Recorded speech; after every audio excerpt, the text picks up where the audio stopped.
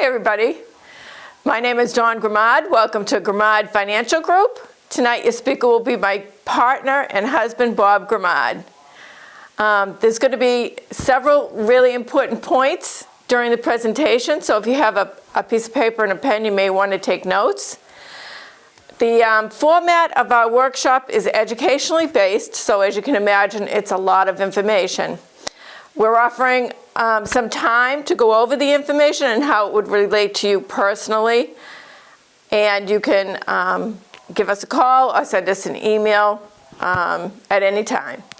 Now I'm going to turn this over to my not-so-silent husband, Bob. Thank you. As Dawn mentioned, we do have a lot of information, but I'd like to give you a little personal information on Dawn and I before we get into it. Dawn and I have been in this business for 16, 17 years. We have 6 kids between us, and we share the thought that the client comes first. Our mantra has always been, we have to take care of the client, and they're the number one thought in our mind when we look at retirement. So let's just jump right into it. I'm going to tell you this. This is my most important section, I think, other than the end, so this is really important to listen to. The most important equation in retirement is where taxes will be. I'm going to say that again. The most important equation in retirement is where taxes will be. And so many experts, including myself, feel that taxes may have to double. Why? Well, we were in a huge hole as far as deficit, and now we've added a lot of funds. We spent a lot of funds to fight the pandemic. Now, I'm not telling you those weren't well spent and they weren't necessary. I'm just telling you there is going to be a payback. I liken it to like shopping at Christmas time. You spend all this money for gifts, and in January and February the bills come due, and it's like, oh my God, how much did we spend? And so the fact of the matter is that bill also will come due, and the government makes money in just only one way, and that's raising taxes. And we've actually been in this position before. In 1945, come out of the war, we were in huge debt, and what did they do? They raised the taxes to 94%. That's right. The marginal tax rate was 94%. They did not ask the American public, right? They didn't say, hey, is it okay if we raise the taxes 94%? No, they jotted it down, got it signed, and that was it, which could happen today. In the 70s, the marginal tax rate was 70%. I know you may not remember, could be a little foggy coming out of the 60s, but the fact of the matter is, not that long ago, we're in the 70% tax bracket, so it could easily happen today. You know, picture your nest egg. Take all your 401k money, all your qualified money, add them together, close your eyes, and take 25% off the top, because that's 25% is what the government gets today. But what happens if the government were to get 50% of those funds? Oh my God, that certainly is an issue, wouldn't it be? Okay, next segment. Should we be safer with our money? The answer to that is absolutely yes. And the reason is our timeline is shorter. What exactly does that mean? What it means is our timeline for the money coming back is shorter because we're getting ready to use it. We're getting ready to retire and start using that money. We look at what happened in 2008, 2009, and I'm going to show you this on the chart later on. It took about 6 years for that money to break even, just even, never mind start climbing back again. So it's very important that we're safer. Now, safer doesn't mean boring. Safer means no losses and market gains, which I will talk to you about. The other thing too is I think we're on the cusp of a pullback. I mean, if you do any reading and you're paying attention, it really lends us to believe that there are going to be some issues down the road. So the question is we're at all-time highs. How high do we want to go? What's our chicken level? That's what I call it, our chicken level, where we're at this point. It's time to take dollars off the table. So I want you to think about it like this. We'll say that you have $100,000 in the market. The market crashes, goes down 50%. How much do we have? 50,000. Okay, so now the market comes back up 50%. How much do we have? 75,000. Okay, so we're still down 25,000. So we've got a couple more years to go just to break even. That's why it's so important that we're careful with our money. It took 6 years or so just to get back even. And so I'm going to tell you a little story about my father-in-law, Frank. My wife, Dawn, doesn't like me to tell this story, but it's true. And so I want to kind of give you a feel for what I'm talking about. Some years back, Frank was living in Tennessee. Him and his wife are living here now. His poor wife has Alzheimer's. It's a story for another time. We're doing the best, to help them out. So anyways, Frank was in Tennessee. He had an account, and he said to me, Bobby, when it hits 100,000, I'm going to sell it. So I said, okay. I put it on the top of my screen, and I'm watching it, It goes to 107,000. I am psyched for the guy, right? I get on the phone. I call him, Frank, 100,000. Oh, okay. You're going to sell it? Yeah. Okay. Click, I take it off the screen, I forget about it. He comes up for Christmas that year. Remember, he's in Tennessee. I say, Frank, man, you did great, right? Oh, I didn't sell it. What do you mean you didn't sell it? Why? I wanted to see it hit 110. Well, it never hit 110. He still owned it at Christmas. He wound up selling it for about 68,000. Why? Because he wanted to see another 3,000 in gains, even when he promised he'd sell it at 100. Have you ever done that? Think about it. Are we there at that point now?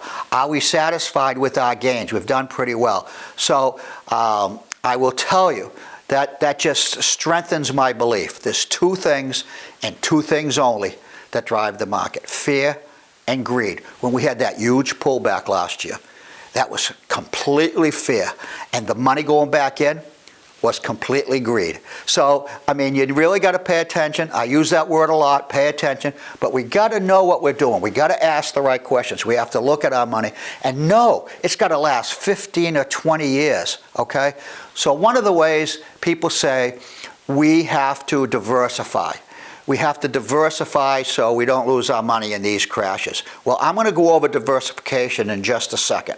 So I want to tell you what we do is we do an analysis on diversification, where you are, where you want to be, how we're going to get you there. Most people take advantage. I think you should too. Let us talk about diversification to you, because I'm going to tell you something. In 2008 and 2009, we did not have one client lose one penny. I'm going to say that again. In 2008, 2009, we did not have one client lose one penny.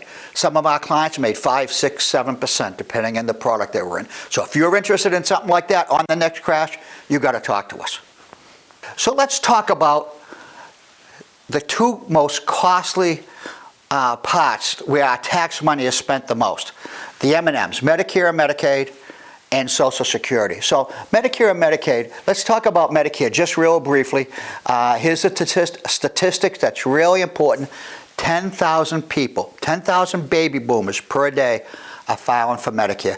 Now, if I ever tell you something that you don't think is right, like the tax rates or the Medicare thing, I want you to Google it. Google it's a word these days, so Google it. 10,000 hitting age 65 per day. That's going to go on for about 18 years. Where is that money going to come from?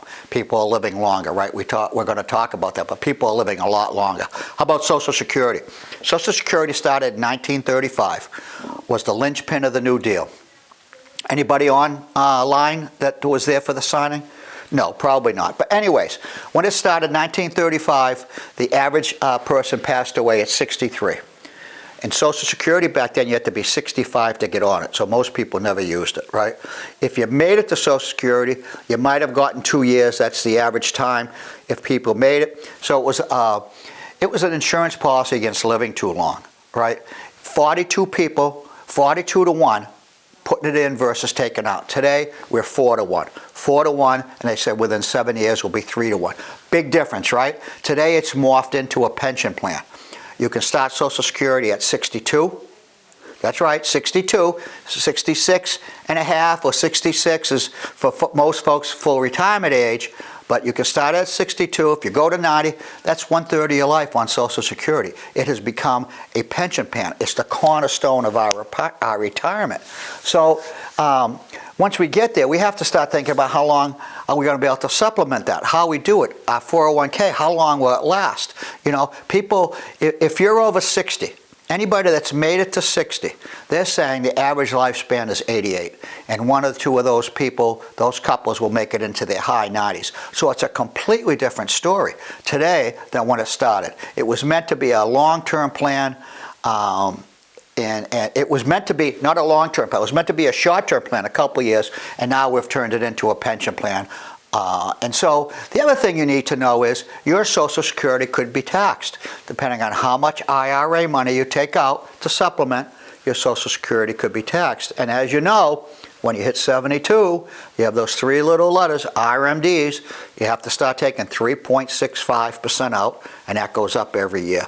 So I want to say this before I close out this section. What most people do not realize is that taxes today are lower than have been over the last 40 years. And unfortunately, it's going to come to a screeching halt. There's no question about it. It's just when.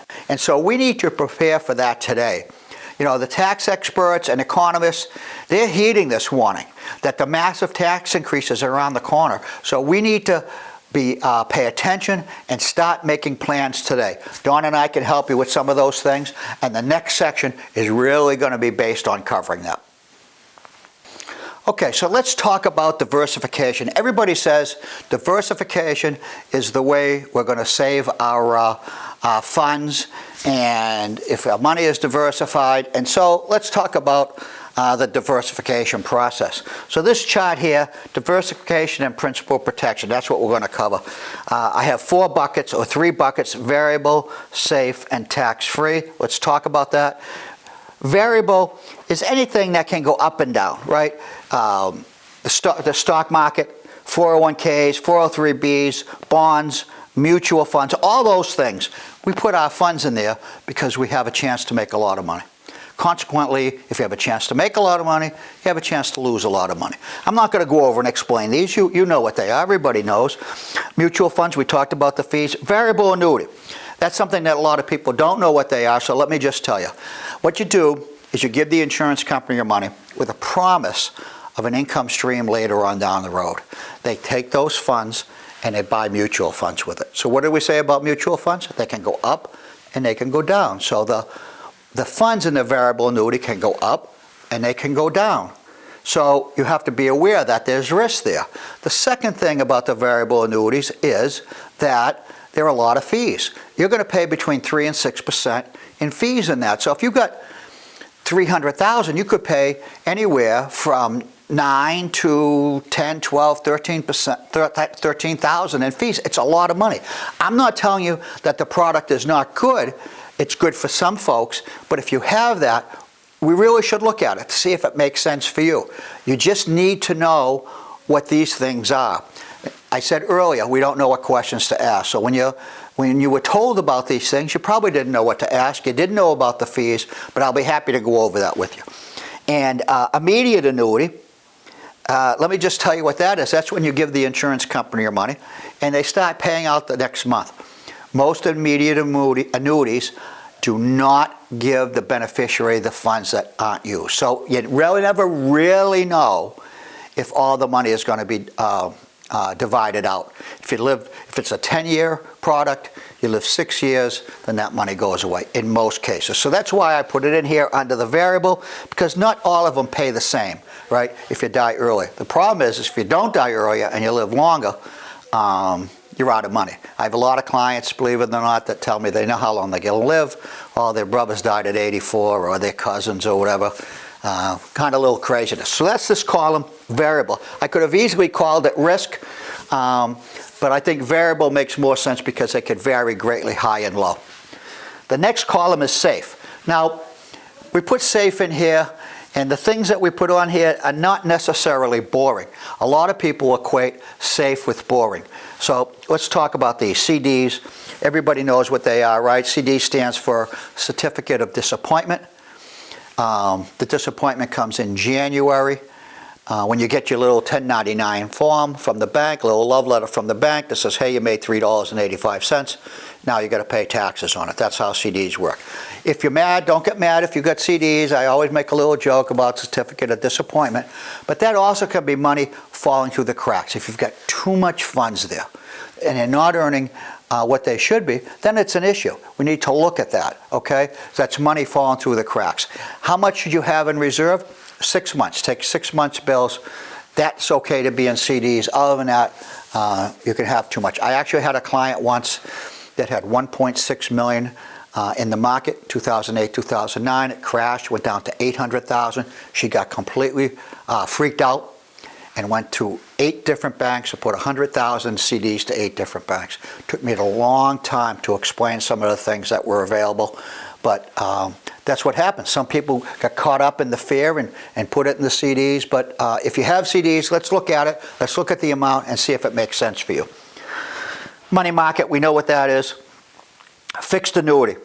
Fixed annuity works like this. It works like a CD on steroids. You give the insurance company your money, you have a set interest rate for a set period of time, and at the end of that time, you get the money. It's over. The market crashes, you don't lose any money, the market goes through the roof, you don't make any more. It's a set interest rate like a CD, except it's higher, and it's normally spread out for a longer period of time. So I would have just assumed people use the CD money here, but that's okay. Not everybody did. Fixed index annuities. So fixed index annuity works like this. You give the insurance company your money with a promise of a lifetime income stream. The other promise is it will never be worth less than what you put in. That's key here. If you're thinking about retiring in 5, 6, 7 years, that having your nest egg in place is key to financial survival in retirement. So with that, if the market goes up, you make money. If the market goes down, you may get a zero for that year. Now, I'm going to show you a chart that, that shows that. So Dawn, if you could put that chart up, I'd appreciate it. Okay, folks, so let's look at this chart that's up on the screen. There's 3 lines, a red, green, and blue. The red is the S&P 500. The blue is a fixed annuity, and the green is a fixed index annuity. I just wanted you to see what happened in 2008, 2009, and 2001, 2002, because that was a very, very rocky period. And so we want to make sure that you have a full understanding of how this works. So if you took 1998, put 100,000 in, in 2000, the market shot up and your S&P 500 was worth 136. The annuity would have been worth 125, and then what happened? We had a crash. Went straight down, and if you look at the green line, it stayed steady. It did not crash, right? Where the red line was all the way down the bottom. So then it took a long time for this to go up. It kind of peaked out again at 2007, and if you look at the green line, it just had those moderate gains all the way up. But when it crashed again in 2008, 2009, that green line went sideways. You look at 156, 156, 156, while the red line was crashing. So if you had funds in these products, you're preparing for retirement, you didn't have to worry. This is what I'm telling you when I said not a soul lost any funds in 2008, 2009. The blue line is just that fixed annuity, and it just goes nice and slow like the tortoise and the hare. But that's really just for savings. It's not set for retirement income like the other two. So if you follow these along, it took till almost 2013 when it really started to crash at 2007. That's 6 years.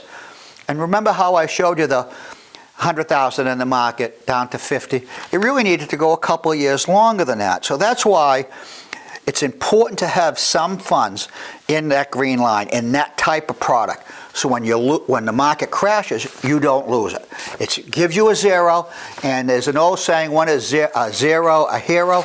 That's when the market has crashed, because you didn't lose a penny. Okay, Dawn, if you could take that off the screen, that would be great. Okay, so after that is savings. We know what savings are. So what I'm telling you is we have to diversify between here and here. And I'm going to show you the last one in a second. So if we're not diversified between here and here, we're really not diversified. If you're all here, that's not diversification, it's all risk. So from here to here, the money has to be spread out. So you could take funds from here and move it here, and I want to say that it's not a taxable transaction. That's important. So if you were to move money from a 401k to anything in here, it's not as long as you leave it to be an IRA, it's not a taxable transaction, sorry. Okay, last but not least, tax-free. Let's talk about tax-free. Probably the most important chart that we have, tax-free, Roth and properly structured life insurance plans. So everybody knows what a Roth is, but here's the issue. A lot of people don't realize that we can do Roth conversions. We can take money from one account, convert it to a Roth, take the taxes out of that account so we're not writing a check, and from there it grows tax-free. This is probably one of the most underutilized, most important ways to save for retirement. So we take some funds out of our 401k, IRA, do a conversion, pay the taxes out of the conversion, and that is so important because we can only put a small amount into a Roth product depending on our age and our income. We can even not be able to put any in depending on how much income you make. So there's rules on that. So on conversion, there's no rules. Actually, you can convert even if you're under 59 and a half without a penalty. It's very important. If you've not done Roth conversions and you haven't looked on it, we got to talk about it because it's just absolutely huge. The next is a properly structured life insurance plan. So what is that? Well, years ago, when we bought life insurance, most of us bought term life, and we bought it because our kids were young and we had bills to pay. And so this works a little bit differently. We're not buying it necessarily for the life insurance. We're buying it for tax-free income down the road. So it works like this. In the past, you bought as much life insurance for the least amount of money possible, right? The most for the least. Today, we want to buy the least life insurance for the most amount of money. It sounds a little crazy, but let's use this example, and it's an example only. So you have $10,000 a year to put in, you're going to take $100,000, $10,000 a year for 10 years. We'll say that the life insurance portion costs $2,000. So it leaves an extra $8,000. So that gets into an account, follows an index, not in the market. Now, when I showed you that green line earlier, that follows an index. It's not in the market, like the S&P 500, the Russell 2000. That's important to know. So it follows an index. When the index goes up, you make money. When the index goes down, you just get a zero for that year. So that works the same way. So every year you put $10,000 in, $2,000 for the insurance, $8,000 left over. Gains. At the end of 10 years, you have a nice nest egg that you can start taking out tax-free. That earns every penny in there is tax-free because you paid the taxes going in. So why would we pay the taxes going in? Because today, taxes are at an all-time low. We said that. So it's so important to have this type of product. Also, it will double with the life insurance, and it will also allow you some long-term care. It has long-term care built into it. Why don't we have long-term care today? It's simple, the cost. Right? There's two reasons. The cost, and it's a use it or lose it proposition. You could pay and pay and pay, step off the curb, get hit by a bus, and guess what? There's no long-term care, and that money stays with the insurer. So this doesn't do that. If you don't use it for the long-term care, you would use it for life insurance for your family. So the point I'm making with all this is there's three buckets that you have to have funds in. If you were to have funds in each one of these buckets, you are not diversified, not truly. All risk, all safe, all tax-free, probably is not the way to go either. But you need to move some here. So a lot of our clients, prior to retirement or as they're thinking about it, will move the 401k money to something that's safe, and then at that point, each year, do Roth conversions. Now, I'm not telling you to convert half the funds at one time. Do small amounts. Say you got $200,000 in a 401k, you'd like to convert it to Roth. So why not do $40,000 a year for 5 years? Or a smaller amount and just convert it so it doesn't put you in another tax bracket. It's very important. Be happy to walk you through that. But having funds in each one, I'm not telling you any one is more important than another. I'm not telling you that you shouldn't have funds here. But everything in here is not diversification. It has to be through here. So what Dawn and I will do, and again, most people take us up on that, we'd love to do an analysis, see where you are, and what it's going to take to get you to the point that you want to get at. So feel free to give us a call, and talk about anything you'd like. Thank you, and take care, and hope to hear from you.